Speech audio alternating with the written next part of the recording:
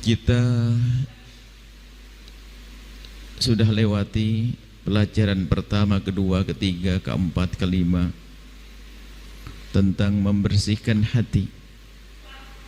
Kita tidak tahu tentang sombong dan bahaya sombong, dan kita harus menjauhkan diri kita dari kesombongan. Ada dengki, ada dendam, ada rakus, adalah penyakit-penyakit hati. Dan sekarang kita lanjutkan. Ibaratnya hati kita itu seperti kamar yang kita bersihkan. Kita membersihkan hati kita.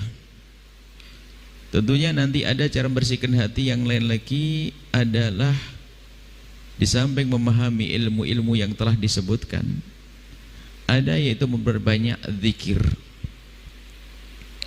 Memperbanyak zikir menjadikan hati tentram dan hati bersih. Ala bidzikrillah tatmainnul qulub. Dengan berzikir kepada Allah hati akan tenang. Tenangnya hati itu seperti apa sih?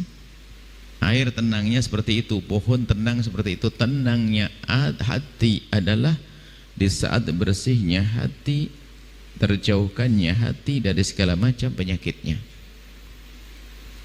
Maka kita harus punya amalan. Zikir setelah sholat. Al-Quran kita jadikan zikir buat kita, bacaan-bacaan Al-Quran.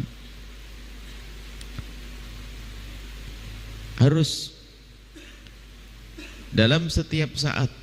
Artinya kita harus lebih dekat lesan kita dengan berzikir. Secara zahir adalah jauh dari hati, akan tapi begitulah Allah sebutkan, zikir di lesan dulu, baru setelah itu dirasakan dengan hati. Tapi nanti ada pengaruhnya zikir di dalam diri kita. Maka dalam usaha memang tidak cukup kita dengan akal kita, dengan zahir, tapi ada usaha batin, yaitu ngadu kepada Allah Subhanahu wa ta'ala. Anda boleh mengambil zikir apa saja dari guru-guru yang telah mengajar kita zikir. Banyak zikir yang bisa kita baca. Al-Quran jadikan zikir bagi Anda. Sholawat jadikan zikir untuk Anda. Termasuk yang kita baca setelah sholat tasbih itu namanya Al-Wirdul Fatih. Itu juga zikir. Di dalamnya adalah banyak hal-hal yang kita ambil, atau bacaan-bacaan yang kita ambil dari baginda Nabi SAW yang sudah pernah kita jelaskan di awal pertemuan di sini. Harus kita punya amalan zikir yang rutin setiap hari. Itu Al-Wirdul Fatih. Doa-doa yang kami ambil dari baginda adalah sangat kita perlukan saat ini. Doa Nabi sangat banyak. Doa Nabi banyak sekali. Kita tidak akan mampu berdoa seperti doanya Nabi yang banyak itu. Seperti doa Nabi yang banyak itu, nggak bisa. Akan tetapi kita hanya mengambil cuplikan daripada doa-doa Nabi SAW. Nah, dari cuplikan ini kita istiqomai. Dari cuplikan ini kita istiqomai zikir-zikir yang diajarkan oleh para guru dan seterusnya. Baik. Kemudian setelah kita berusaha membersihkan hati kita,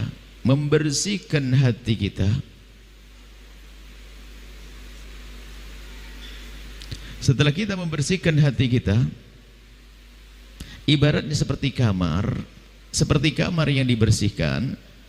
Tapi kalau jendelanya tidak kita perhatikan, ini tetap saja akan cepat kotor.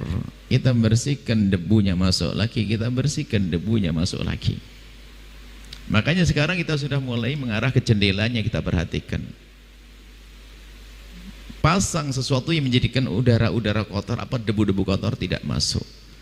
Jadi yang kita perhatikan setelah itu, memang penyakit hati masih banyak cabang-cabangnya, akan tapi semuanya kalau kita kembalikan, kata para ulama, kembalinya semuanya kepada ummahatu amradil qulub, kepada induk-induk penyakit hati yang disebutkan kesombongan, kemudian hirs, at-tama.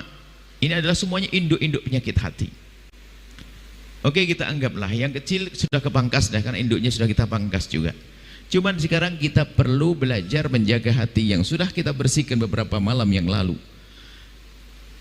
Dalam menjaga kebersihan hati, maka yang harus kita perhatikan menjaga jendela hati. Jendela hati hanya ada dua.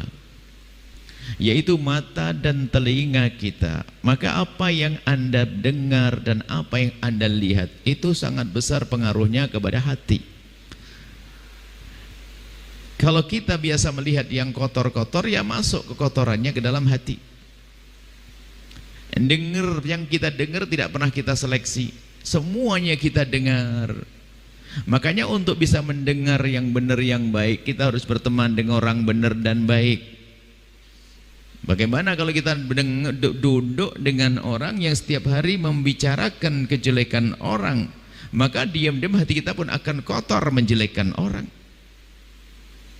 Makanya kawanmu itu siapa, temanmu siapa. Ini penting sekali. Anda berteman dengan siapa? Teman ada dua loh ya, teman hidup sama teman benda mati. Teman hidup yang punya pengaruh, apalagi jika teman hidup kita ini yang kita anggap lebih dari kita, seperti seorang yang dianggap guru, pembimbing dan seterusnya. Tentu kita telah menyiapkan diri kita untuk banyak mendengar dari orang tersebut. Bayangkan kalau omongannya nggak benar, selalu mengajarkan atau menceritakan hal-hal yang tidak baik tentang orang lain, begitu mudahnya hati kita kotor. Makanya kalau berguru kepada penggunjing, kita akan menjadi penggunjing. Berguru dengan orang yang suka mencaci maki, keluar langsung jadi mencaci maki.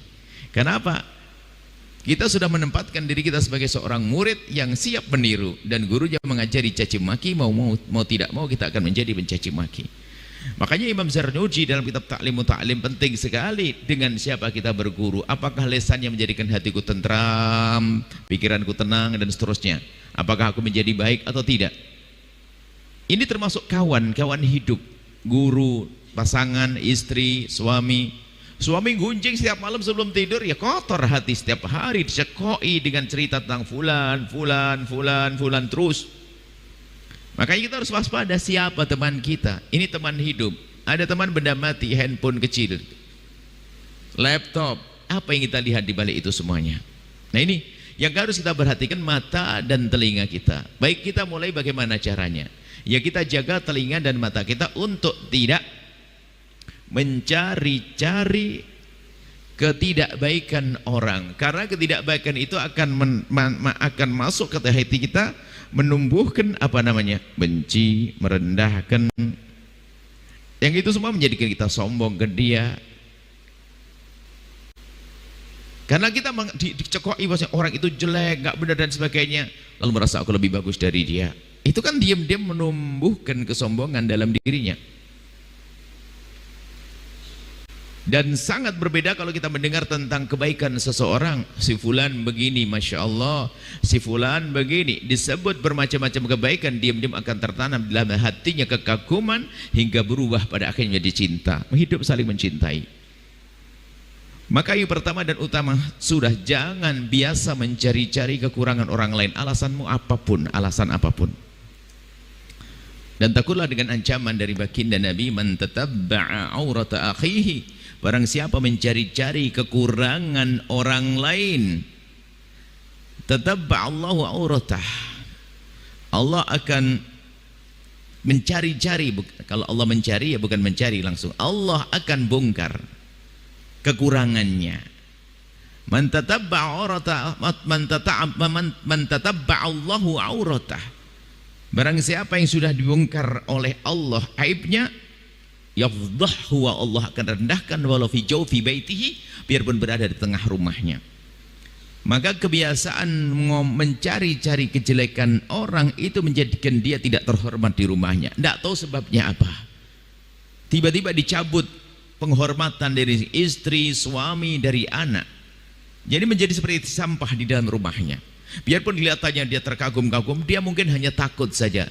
Tapi tidak ada setelah itu penghormatan yang sesungguhnya. Mungkin kelihatan ayahnya seorang yang serem, maka ditakuti karena seramnya, tapi bukan kekaguman, penuh penghormatan. Itu masih sederhana, di dunia direndahkan, tapi di akhirat hukuman lebih pedih lagi. Jadi yang pertama, jangan biasa mencari-cari kejelekan orang lain. Mencari. Sehingga sebagian para kekasih Allah ini banyak berdoa begini, ya Allah tutuplah kekurangan orang lain dari mataku. Sampai kalau mau keluar rumah itu bersedekah lalu minta, ya Allah tutuplah kekurangan hambamu dari mataku ya Allah. Dengan sedekahku ini tutup ya Allah. Begitu takutnya melihat kekurangan orang lain, takut dia merendahkannya, penyakit hati, sombong dalam dirinya. Belum lagi nanti ada penyakit baru lagi gara-gara melihat kejelekan orang lain. Ini adalah fase selanjutnya, naik kelas. Setelah mendengar, menampung, nggak cukup. Di dalam hati timbul kebencian, nanti keluar jadi gunjingan, Masya Allah, dari sini. Makanya jangan mau duduk dengan orang yang sering ngomongin kejelekan orang lain, dan tidak ada perlunya. Dan itu merusak hati kita, merusak hati kita. Kalau kita biarkan, menggunjing pun juga halus loh ya. Menggunjing itu nggak akan serta merta. Jadi menjaga, ini pertama ya, menjaga, berusaha, sehingga jangan sampai kita punya sifat fuduli, pengen tahu urusan orang, pengen tahu, penasaran dan cerdas biasanya kalau ngurusi kejelekan orang.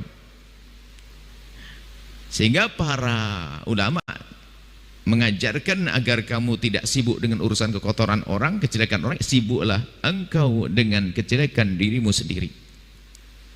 Semakin orang sibuk mencari kekurangan diri, maka semakin terangkat dia, karena pasti dia semakin tawadhu. Kemudian setelah itu dia tidak sibuk mengurusi kejelekan orang. Yang sibuk mengurusi kejelekan orang, maka dia akan lupa kejelekan dirinya sendiri, sehingga seolah-olah dia lebih bagus dari yang lain. Maka masuk penyakit pertama yang kita sebutkan, sombongnya iblis. Seolah-olah tidak punya kekurangan, diingatkan susah karena dia merasa paling hebat. Ini mencari kekotoran, kejelekan orang, membicarakan, mencari-cari. Ada sifat pengen tahu urusan orang, pengen tahu kejelekan orang, dan itu cerdas. Orang punya sifat begitu tuh cerdas, cerdas dengan kejelekan orang. Bahkan melihat kejelekan orang pun ditumpangi dengan ilmu tafsirnya al-iblis, menafsiri perilaku. Oh, lagi pasti dia begini dia. Suudon. Wah, jadi ahli tafsir. Bukan tafsir Al-Quran nih. Jadi dia, orang punya perilaku sedikit langsung diterjemahkan panjang lebar. Oh, pasti begini dia. Paham saya. Pasti gitu. Subhanallah. Suudonnya juga berkembang. Mencari-cari kejelekan orang. Cerdas. Gambarannya kecerdasannya begini loh ya. Lihat temannya itu buka handphone kayak gini, temannya buka handphone, dia lagi WA sama istrinya, atau seorang perempuan dengan perempuan lagi duduk, dia lagi WA sama suaminya, kelihatannya lagi berantem nih, bukan berantem nih, lagi ribut lah. Dia ngelirik tak begini, set, set. Ini langsung terekam, paham. Wah, sok-sok tahu sudah di mana-mana. Padahal dia hadir pengajian nggak paham-paham dia. Manu ini busuk hati begitu tuh. Tapi kalau sudah urusan kejelekan orang, cerdas. Dia masuk ke rumah orang, buka buku, itu bukan buku tafsir, bukan buku sejarah Nabi dan sebagainya, buka agenda yang buka. Dia buka sepintas tuh kayak tahu semua, cepet bacanya. HP-nya temannya ketinggalan di dia. Itu lihat, baru temannya kamar mandi 5 menit, dia pakai tangan kiri padahal ngencetnya. Sudah tahu. Sudah tahu kemana dia akan lihatnya. Cerdas sekali kekotoran jiwa, kekotoran hati. Karena kotornya hati, maka dibimbing oleh iblis untuk seperti itu. Ini harus kita perhatikan. Makanya kalau anda penasaran handphonenya orang, sebenarnya anda punya penyakit itu. Handphonenya orang, handphone pasangan sekalipun, nggak ada perlunya kita punya sifat fuduli, pengen tahu. Karena apa? Hari ini mohon maaf, handphone pasangan, handphone itu sehari ini seperti hati. Dan semua orang punya rahasia, bukan masalah kejahatan, enggak. Kalau kejahatan tersembunyi di hati kita, kotor banget ini. Akan tapi seorang perempuan mungkin punya rahasia dengan kakak perempuannya, dengan ibundanya dan seterusnya. Jadi yang menjadi masalah, hobi kita ini loh, hobi jelek, pengen tahu, penasaran urusan orang terus, penasaran, dan itu membahayakan. Kemudian setelah itu apa? Yuk kita waspada dulu, jangan suka pengen lihat kejelekan orang. Bahkan kalau kita pengen, langsung kita tahan. Tidak boleh. Ini langkah pertama, jangan pengen tahu. Tahu sifat diri deh kita. Kalau bang saya hobi saya begitu, harus tobat hari ini. Kalau tidak kita sadari kemudian segera kita tobati, maka ini halus sekali tiba-tiba menyeret kita untuk langkah selanjutnya. Biasanya kalau sudah biasa melihat kejelekan orang ini, akan terkumpulkan di otak dan hatinya. Nanti akan masuk bab baru lagi, merendahkan ia dan sebagainya, meremehkan orang lain. Termasuk nanti bab lagi menggunjing, atau paling tidak mengiyakan orang menggunjing. Sementara menggunjing adalah dosa gede lagi. Wala takhtabu, jangan kau saling menggunjing. Menggunjing dosa besar. Ibaratnya begini, telinga tidak kita jaga, dengar orang ngomongin kejelekan orang. Sementara kita tidak segera menghindar. Hati-hati, kalau ada orang menggunjing jangan mau. Kalau ada orang ngomongin kejelekan orang di hadapan kita, pilihannya dua, tidak ada tiganya. Salah satu dari dua, nggak ada tiganya. Yang pertama, kita ngingetkan dia agar diam. Yang kedua, kita tinggalkan. Nggak ada pilihannya. Kalau ada orang membicarakan kejelekan umat Nabi Muhammad, pilihannya dua. Anda ingatkan kalau Anda punya kemampuan. Kalau tidak, Anda tinggalkan. Anda jadi yang ketiga, dengar tak, aduh, menggunjingnya dia itu karena adanya Anda. Pernah kebayang orang gunjing kepada tembok? Sama kambing pun nggak pernah. Kambing, tetanggamu enggak. Gara-gara ada Anda dia menggunjing. Apalagi Anda sambil ngangguk-ngangguk begini, tambah jadi dia. Padahal Anda orang baik, Anda juga enggak mungkin saya tidak akan terpengaruh. Iya, hari pertama enggak terpengaruh, hari kedua tidak terpengaruh, keempat, kelima tak tanya, besok langsung ngomong, iya saya juga ngelihat kemarin. Loh, yang ketujuh ini nggak sadar. Hati-hati, kebiasaan dengar kejelekan orang bahaya sekali dan menghilangkan cinta. Hidup tanpa cinta tidak indah, sehingga kita menjadi benci kepada orang, benci kepada seseorang. Naudzubillah. Lah, benci pada seorang kan penyakit yang kemarin, penyakit al-baghdha yang baru kita bahas terakhir. Membicarakan orang, setelah kita mendengar kejelekan orang, biasanya berubah menjadi membicarakan. Nah, kalau sudah punya penyakit menggunjing ini, Masya Allah, dia tuh paling bangga kalau bisa cerita kejelekan orang, seolah-olah dia telah menjadi penemu kayak Thomas Alva Edison menemukan. Wah, paling bangga dia, seolah-olah pokoknya kayaknya sudah alamah dia. Saya tahu suara. Dan dia bangga membicarakan kejelekan orang. Dia gunjing bangga, tidak sadar. Kenapa? Dia sudah merangkum, dia telah banyak menyimpulkan banyak cerita ada di otaknya. Lalu dia akan biasa menggunjing orang, menanamkan kebencian pada orang. Mana ada baiknya penggunjing? Maka dikatakan penggunjing dosa gede. Gunjing itu apa sih? Menggunjing itu membicarakan kejelekan orang yang memang betul-betul ada. Yang ada itu gak boleh. Membicarakan zina seseorang, judi seseorang. Kalau menghentikan perjudian lain dengan membicarakan. Membicarakan untuk ngomong, oh dia wah orang ahli sholat ibadah tapi begini. Menggunjing. Kalau Anda ingin mengingatkan dia dalam kebaikan, datangi rumahnya, assalamualaikum, nasihati. Tapi kalau Anda obral di depan umum, Masya Allah, mencari kejelekan orang itu gak dibenarkan apapun bentuknya. Sampai suatu ketika ada kisah pada zaman Sayyidina Umar bin Khattab. Ada seseorang itu penasaran, rumah Arab itu rumah terhormat itu kan ada harim bed, ada pagarnya begitu, sehingga perempuan kalau keluar rumah buka kerudung pun tidak kelihatan dari luar sana. Mungkin gambarannya seperti itu. Dia penasaran di tembok ini, pengen naik tembok, lihat di rumah tetangga itu ngapain. Pas dia nengok satu orang ini mau naik ke tembok, kelihatan tetangganya lagi mabuk. Turun dia, semangat amar ma'ruf nahi mungkar nih. Nggak benar tetangga, kayaknya baik-baik, ternyata mabuk. Datang ke Sayyidina Umar bin Khattab, Khalifah, aku menemukan tetangga mabuk. Lalu Sayyidina Umar bertanya, gimana ceritanya? Saya itu penasaran, lalu saya naik tembok, lalu saya melihat ternyata dia mabuk. Sayyidina Umar langsung mengatakan, yang perlu dicolok matamu, ngapain matamu ngeliat-liat orang? Oh enggak nih, ada apa? Bukan tambah disanjung. Kenapa mata ente? Dia mungkin orang yang malu berbuat jahat tidak di depan orang, sehingga di rumahnya sendiri, bukan di pinggir jalan. Ngapain kamu usil melihat rumahnya orang? Bahkan kalau seandainya dicolok pun tidak pakai kisos, karena kamu ngintip rumahnya orang. Kalau mengintip rumahnya orang kan seperti ngintip handphone kurang lebih ya. Ngintip itu kan sekarang kan. Intinya ayo jangan biasakan kita mencari-cari kejelekan orang. Apalagi itu siapa? Orang-orang yang kita muliakan, ibunda kita, ayahanda kita, ke atas baginda Nabi, Ada orang mencari-cari kejelekan Nabi padahal dia muslim mukmin, tidak dengan cinta membaca Al-Quran, baca hadis Nabi, melewati kisah Sayyidah Zainab yang disebutkan dalam Al-Quran, langsung tidak lama kemudian dia murtad. Kenapa? Sudah prasangka buruk kepada Nabi, karena membaca fitnah tentang baginda Nabi SAW.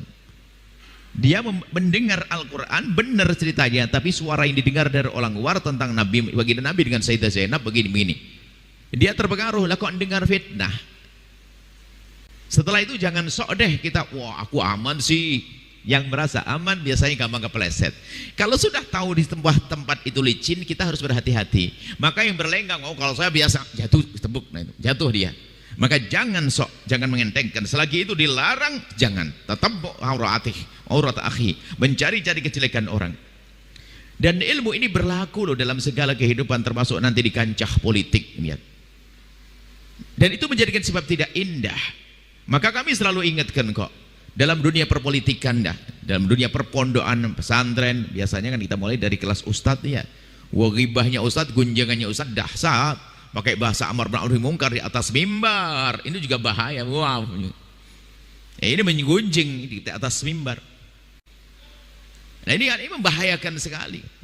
Hal-hal yang gunjingan-gunjingan semacam ini, halangan ustadz, para politikus.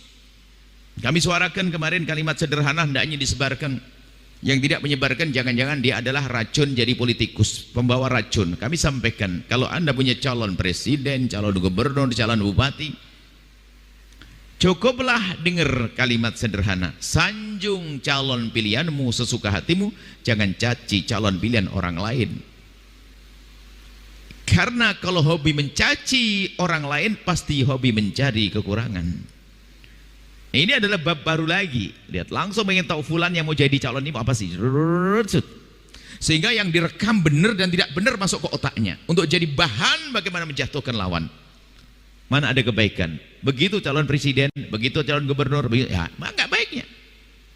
Apalagi tim suksesnya, waduh, tidak ada baiknya. Nah, tim sukses itu kan kerjanya sesaat dengan bosnya.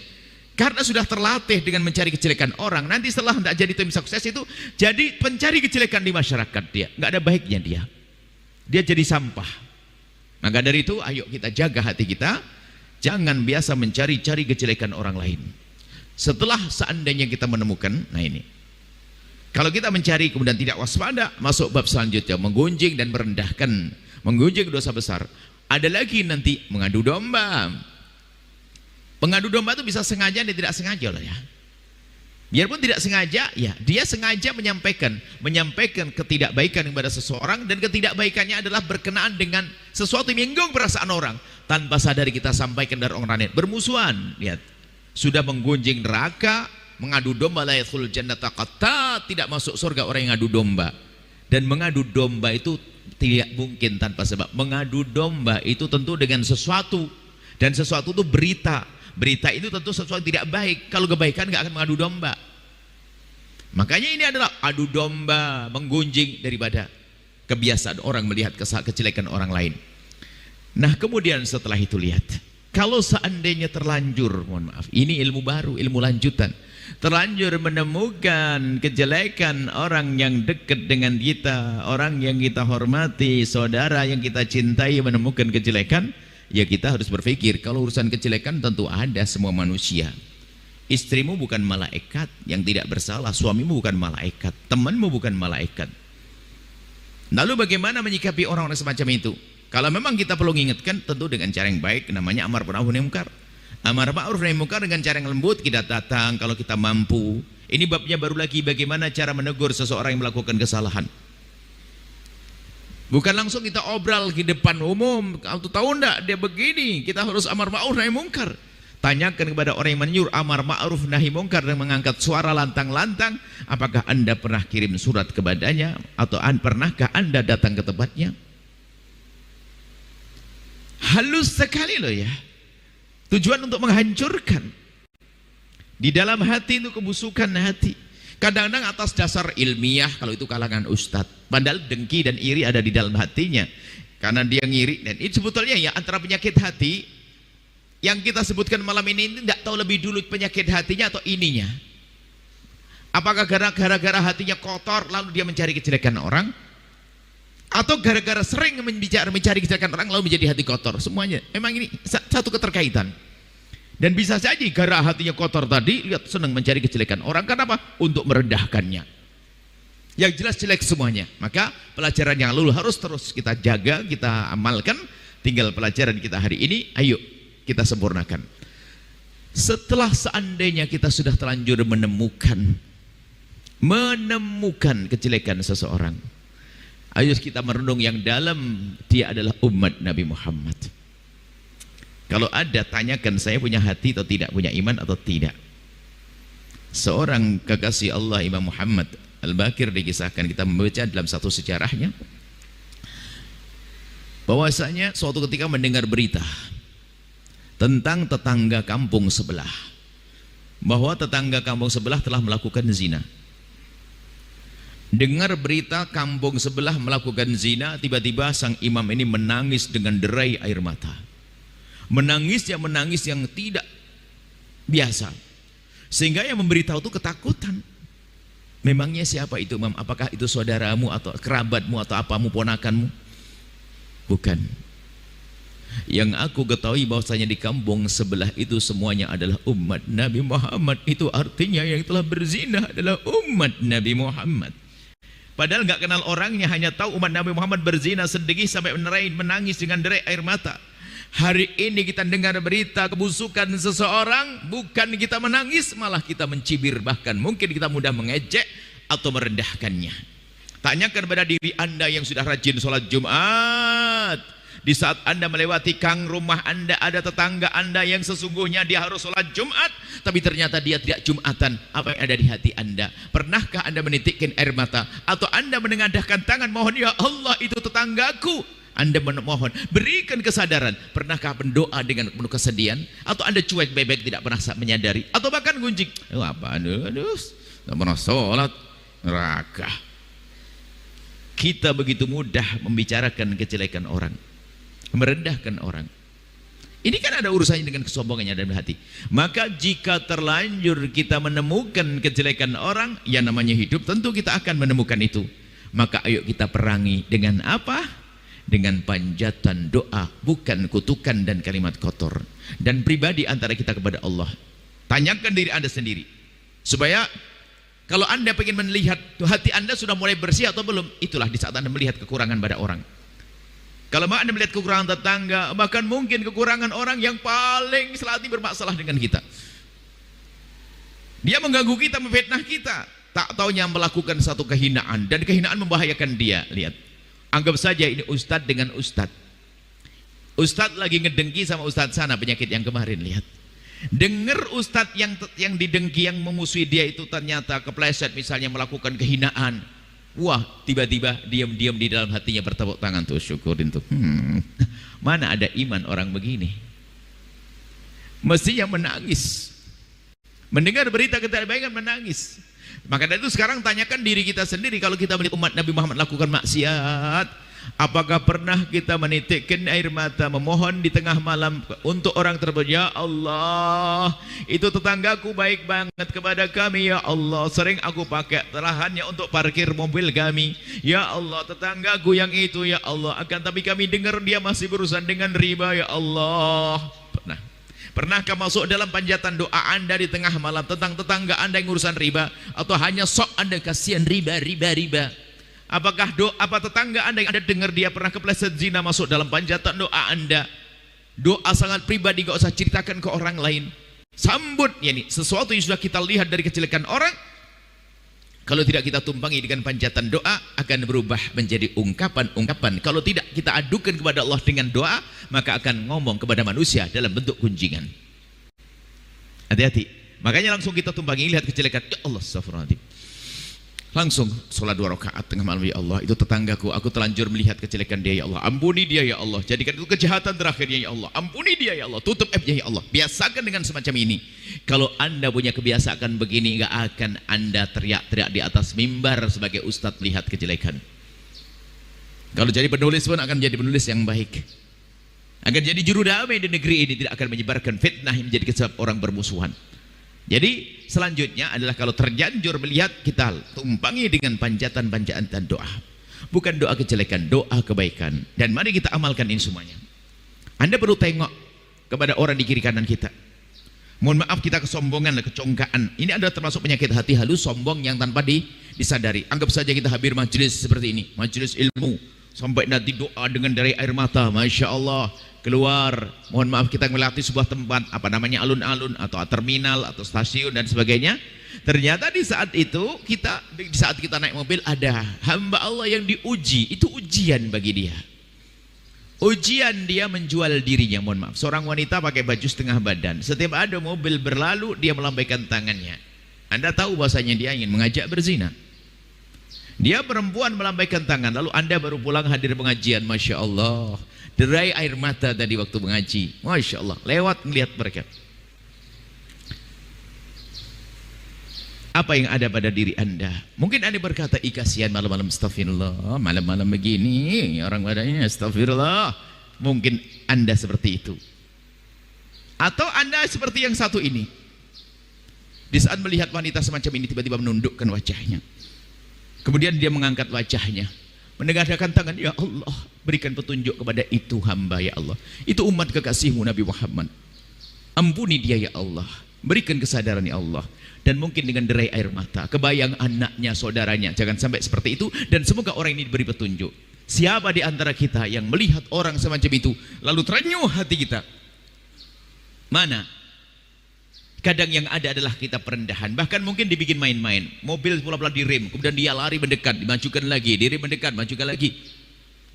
Ini kerjaannya santri, biasanya sok sudah punya surga, main-main dengan orang yang jahat. Atau ustadz yang sudah kayak punya surga, merendahkan. Jadi di rem mobilnya, kemudian dia lari mendekat, maju lagi, dia nanti ketawa dari dalam, disoting barangkali karena sekarang sudah, misalnya, mohon maaf. Loh, itu bisa terjadi kepada orang yang tidak sadar kalau itu adalah umat Nabi Muhammad, perlu disayang, bukan untuk dihinakan.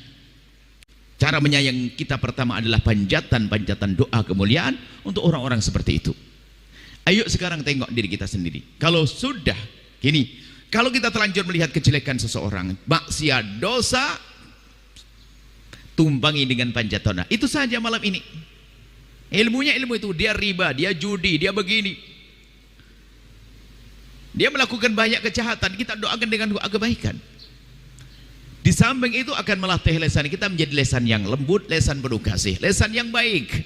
Tapi kalau dikit mengutuk, terkutuk, neraka, neraka, jahanam, misalnya Allah, itu akan merusak diri kita sendiri. Hati kita akan kotor juga dengan kalimat-kalimat itu. Nah, setelah ini kemudian yang lain lagi lanjutannya. Kalau terlanjur melihat Anda minta kepada Allah untuk mengampuni orang tersebut. Kemudian minta agar dilupakan. Sehingga permohonan kita kepada Allah agar kita dilupakan dengan itu semuanya, jangan sebut. Jangan biasakan menyebutnya. Ini adalah untuk pengobatan dalam diri kita sendiri. Kalau kita biarkan itu, akan menjadi bermacam-macam kejahatan yang banyak. Baik, kemudian yang lain. Bukan urusan kejahatan, kita menutup aib. Kemudian kita biasakan memandang orang lain dengan pandangan kasih setelah itu. Jadi lanjutannya begini. Memandang manusia, kalau memandang orang baik, orang soleh biasa. Berlatihlah memandang dua model manusia. Jadi dari pandangan jelek tadi, sekarang kita rubah cara pandang yang baik. Sehingga hidup kita menjadi kebiasaan hidup yang baik. Kalau Anda sudah bisa melihat dua model manusia ini dengan pandangan benar, hati Anda akan terjaga. Siapakah dia? Yang pertama adalah orang yang dikubang kehinaan, melakukan banyak dosa. Bagaimana cara pandang Anda kepada orang yang seperti itu? Kalau sudah pandangan Anda selalu pandangan kasih sayang, maka akan terjaga hati Anda. Kasih sayang yaitu ditandai dengan panjatan doa, kemudian berusaha untuk menjadikan dia benar. Juru dakwah itu tidak akan benar dakwahnya kecuali dengan kasih sayang. Memandang orang lain dengan pandangan kasih dan bukan pandangan merendahkan. Kalau seorang juru dakwah memandang jamaah dengan pandangan merendahkan, tidak akan sampai ilmu dan tidak akan sampai kepada Allah pahalanya. Misalnya apa? Sian orang nggak benar semuanya. Waduh, masa bajunya, modelnya. Pandangannya merendahkan. Mau ceramah apa? Dia hanya ingin menampakkan kelebihannya untuk menyombongkan diri. Tapi kalau memandang dengan penuh kasih, mungkin dia melihat orang bejat ikut hadir di sini. Ajib. Dia dengan bajunya yang tidak karu-karuan. Tapi kenapa hadir di sini? Pasti ada istimewanya orang ini. Semoga dengan dia aku masuk surga. Semoga karena dia aku selamat. Nah, ini kan pandangan yang indah, bukan merendahkan. Sesian tuh, astagfirullah, ngotori tempat. Wah, ini. Ini pandangan yang pertama. Orang yang bermaksiat, bagaimana cara pandang Anda? Ingat, Allah bisa membolak-balik hati seorang hamba. Bisa saja dia menjadi kekasih Allah, kemudian orang yang katanya soleh dirubah menjadi kehinaan. Ada dikisahkan tentang pada zaman dahulu sebelum zaman baginda, pada zaman Bani Israel sana, ada model manusia. Dua model manusia. Yang pertama adalah ahli ibadah di atas bukit. Ahli ibadah di atas bukit, abid Bani Israel, ahli ibadah. Yang kedua adalah majin Bani Israel. Abid, ahli ibadah, orang soleh, orang baik, ustadz deh yang sangat baik, bukan ustadz abal-abal, ustadz pokoknya ahli ibadah. Yang satu adalah majin, itu orang yang dengan segala kejahatan. Anggap saja preman pasar. Maka kami senang menyampaikan cerita ini. Hei para preman, dengar ini cerita indah untuk sang preman. Yang satu ahli ibadah, yang satu preman. Semuanya sama-sama terkenal. Yang satu terkenal dengan kebaikannya, yang satu terkenal dengan keonarannya. Artinya yang preman ini tidak ada kejahatan di pasar kecuali dia pernah melakukannya. Suatu ketika Allah menghendaki keduanya bertemu. Sang ahli ibadah kehabisan bekal karena ibadah yang di atas bukit, karena pengen konsen, tidak pengen diganggu oleh siapapun, lalu ibadah di tempat tersebut. Suatu ketika kehabisan bekal harus turun ke pasar. Dalam waktu yang bersamaan Allah menggerakkan hati sang preman untuk pergi ke atas, pengen ketemu ustadz untuk minta doa atau apa, curhat kayak bagaimana. Rupanya semuanya berjalan menuju tujuan masing-masing dalam waktu yang bersamaan. Sang preman naik ke atas bukit, sang ahli ibadah turun dari atas bukit. Bukit zaman dulu belum ada jalan aspal gede seperti ini, adanya jalan setapak. Di saat mereka berdua berpapasan di tengah jalan setapak, sang preman ini terkaget dengan kibaran jubah sang ahli ibadah. Terkaget dia sampai terduduk di jalan setapaknya. Terduduk di jalan setapaknya. Setelah terduduk di jalan setapaknya, dia memberikan tempat, meminggir di jalan setapak dan memberikan isyarat kepada sang ustadz, yang artinya silahkan ustadz, silahkan ustadz. Dengan pandangan yang kagum, biarpun preman ternyata masih punya kekaguman dengan ustadz. Sampai sang ustadz ini di saat melihat sang preman mempersilahkan dan minggir di jalan setapak, dia sangat berhak dong, seorang baik, saya kan ustadz. Tidak mengucapkan assalamualaikum, tidak permisi, langsung saja melompat begitu, langsung saja melangkah, ngelewat begitu. Sang preman tetap memandang sang ustadz dengan pandang kagum sampai hilang dari matanya, tidak hilang dari hatinya. Tapi sang ustadz tadi lihat, di saat melihat sang preman tahu, si kotor, si busuk, si sampah masyarakat, mau kemana ini? Tidak mengucapkan salam. Apa yang terjadi setelah itu? Allah Maha Tahu yang ada di hati orang-orang ini. Biarpun dia katanya orang nggak benar, orang jahat, orang yang jelek, tapi ternyata dia masih punya kekaguman kepada syiar agama. Dia masih kagum dengan sesuatu urusannya dengan Allah. Dia menghormat syiar agama ustadz. Tapi biarpun katanya orang ahli ibadah ustadz, tapi merendahkan manusia. Akhirnya dibalik oleh Allah. Yang katanya ahli ibadah tapi merendahkan orang lain, dicabut imannya menjadi nol. Akan tapi orang yang katanya bejat, nggak benar, baik, tapi kalau dia masih mengagumi segala sesuatu yang ada hubungannya dengan Allah, tunggu dia akan tobat dan dia dirubah menjadi orang tobat. Makanya tolong di masyarakat, kalau anda melihat, anggap saja dia preman kok masih dengar suara adzan, tar dulu bulan Ramadan, jangan dulu, ini lihat ustaz, ini ada hormat, ini ada orang pengajian, kasih tempat, ayo jalan, kasih parkir.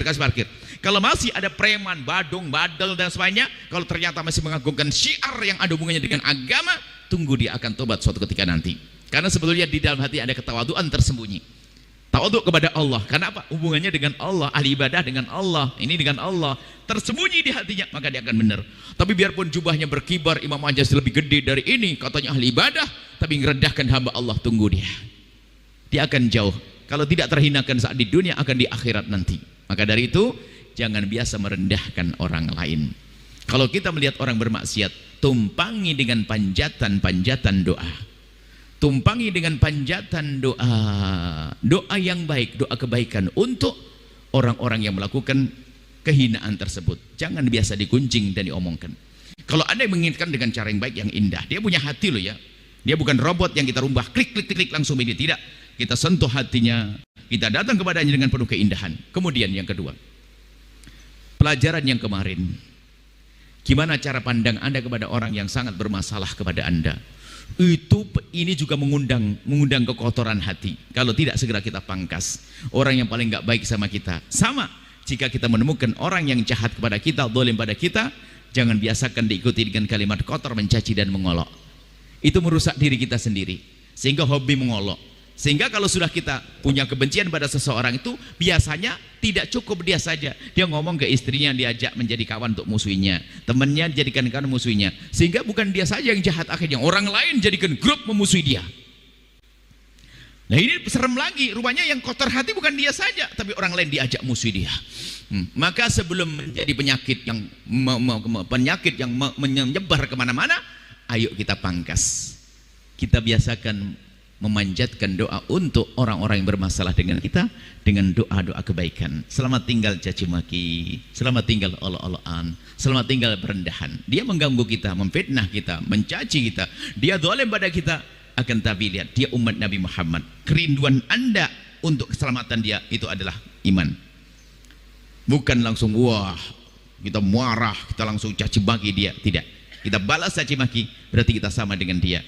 Jadi kalau kita bisa melihat dua manusia dengan cara pandang benar, maka selamat hati kita. Yaitu orang yang bermaksiat, orang berbuat jahat, kalau sudah terlanjur kita melihat kejahatannya, tumpangi dengan kalimat-kalimat kebaikan, panjatan doa, jangan diganti dengan guncingan-guncingan. Kalau kita ada orang buat zalim kepada kita, tumpangi dengan kebaikan-kebaikan seperti panjatan doa, jangan dirubah jadi kutukan dan amarah, cutukan dan caci maki. Jangan. Ini saja yang bisa kami hadirkan. Semoga dengan ini hati kita yang sudah kita jaga pada pertemuan yang lalu semakin terjaga, semakin terjaga, semakin terjaga hingga kita selamat sampai surga. Nuhibbukum fillah, wallahu a'lam bissawab.